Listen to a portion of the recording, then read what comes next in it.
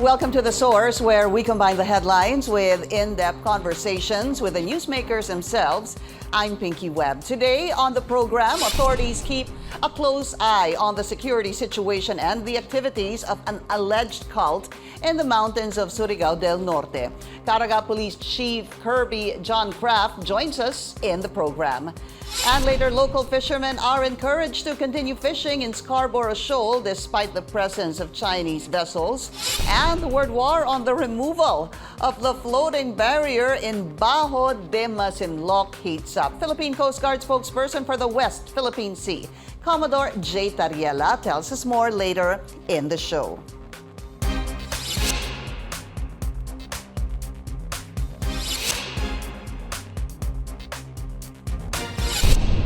Four members of an alleged cult, Socorro Bayanihan Services, are now and still in government custody, and they are open to unmasking the illegal activities in the community. Senator Riza Ontiveros says the testimony of the four members are vital to hold the leaders accountable and convince others still in Sitio Capihan to leave the group that is allegedly allowing child marriages, rape, and even child labor.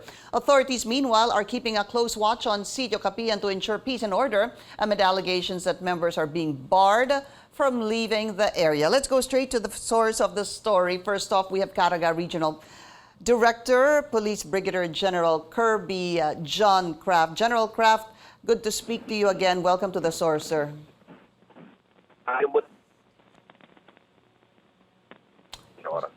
General, paulit lang po, medyo nawala po yung ating line of communication.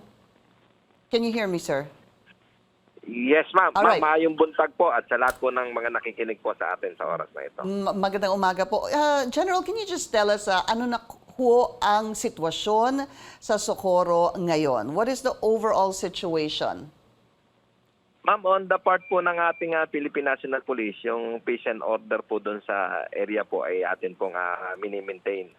So sa ngayon po, yun pong dati pong outpost or yung gate po ng Sitio Capihan na kung saan doon po nakalocate po yung sinasabi nating Socorro Bayanihan Service Incorporation ay tinake over na po ng ating Socorro Police Station, pati po yung ating Provincial Mobile Force Battalion. What does it mean? Ngayon po, General, what do you mean pag sinabi pong yung outpost ng sitio ay tinake over na po? Ibig sabihin, ilan ho ba, sino ho ba yung nakabantay doon to begin with, and how were they asked to leave so that the police will take over?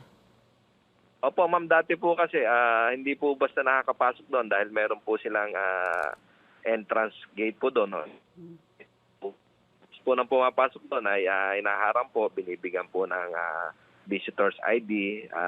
Sila po yung nagpapatupad kung sino po pwedeng papasokin at hindi po papasokin. Okay. So sa ngayon po, hawak na po ito ng PNP. So meron na po tayong pre-travel po sa area na yun. So right now, what it means is anybody can enter and leave, ganun ho ba? Opo, yun po ang ating pinatutupad po doon sa area na yun po ngayon. So what's interesting to find out, General, is that meron ho bang mga umaalis? Kasi hindi ho ba, the talk is, or the allegation is, you can't enter and you can't leave. Hindi daw makapasok ng ganun-ganun lang at hindi din makakaalis ng ganun-ganun lang. Kaya ang sinasabi, ilan doon sa mga testigo ay tumakas, hindi ho ba? So meron na ho bang mga miyembro at the moment or in the past days or since the Senate hearing, sir, na umalis po sa sitio, dyan po sa bundok at bumaba po sa, let's say, sa poblasyon? Kasi po doon sa monitoring po natin, meron pong lumalabas na po. Pero dahil doon din po sila nakatira, bumabalik din naman po sila doon sa area na yun.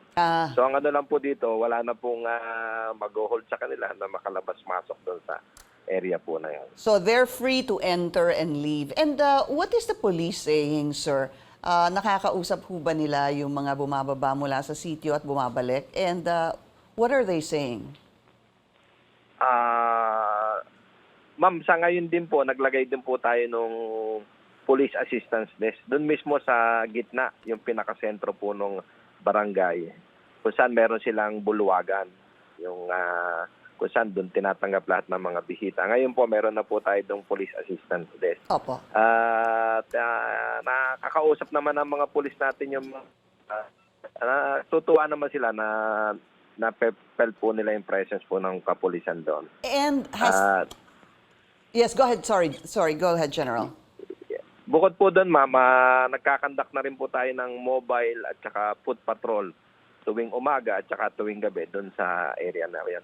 Kasi po yun po ay 353 hectares po yung lugar po ng kapihan na yun. Right. Napakalawak. Yung iba sinasabi 353. Some are saying it's 333 hectares. But whatever it is, General, napakalawak po ng area na yan. So, doon sa Police Assistance Desk, I'm interested to find out, meron ho bang naging mga reklamo so far? Sa ngayon po, wala pa po tayo on the record po, ma'am. Nag-aantay po tayo kung merong magko-complain. So, sa ngayon po, wala pa po tayong natatanggap na reklamo po. And has there been any form of request from the police to assist members of the SBI who possibly want to leave yung sitio Kapihan? Nagkaroon ho ba ng ganong klaseng apila? Sa ngayon, ma'am, wala pa rin po.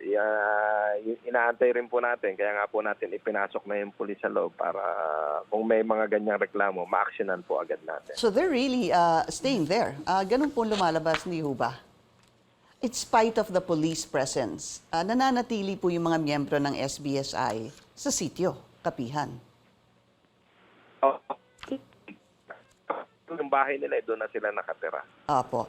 In fact, there was a report, hindi ho ba, General, that yung kanila mga lumang bahay, they've abandoned those homes pag-akyat po nila doon sa bundok, dyan sa sitio Kapihan. Are you getting ready? And what kind of measures are you undertaking, sir, with regards to the PNP? Dahil po sa the order of the DENR to suspend its yung land agreement use with SBSI? Yun, ma'am, mayroon naman tayong direct contact po sa DNR. So we are just waiting, ma'am, kung anong magiging order po nila. So may proseso po yun na atin pong ipatutupad kung sakaling dumating po tayo sa point na yan. Okay, so ngayon, status quo po muna. Wala pa po tayong nare-receive na order o sa request po mula po sa DNR. Yeah, I believe that sometime this week or in the next few days, General, magkakaroon po ng pulong ang local government and the DENR regarding this land use nga po, suspension ng land use due to alleged violations dyan po sa bundok kung saan naninirahan at the moment ang miyembro ng SBSI. So far, so good, I guess, General. Opo, totoo po.